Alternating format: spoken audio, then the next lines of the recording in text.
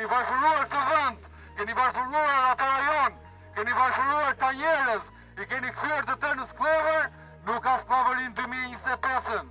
Nuk jemi në ato epoka më. Këta njerëz janë bashkë dhe kanë kryqëzuar duart. Nuk punojnë më për ju. Ta argëtojnë edhe kur nevojnë. Kanë dalë në fush, kanë bërë presion punëtore, u kanë vajtur në përshpira, u kanë gjetur adresën ku punojnë gratë, burrat, edhe është zinxhiri i tarë i korrupsionit, se nuk e ka bërë vetëm 2 veta korrupsionin këtu.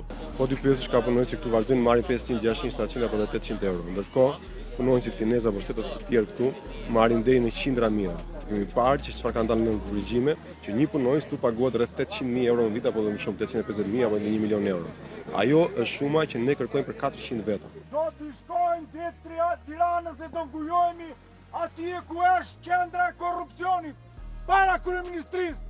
Nuk do ndalemi, ta harroni intimidimet, friksimet e punëtorëve, ta harroni.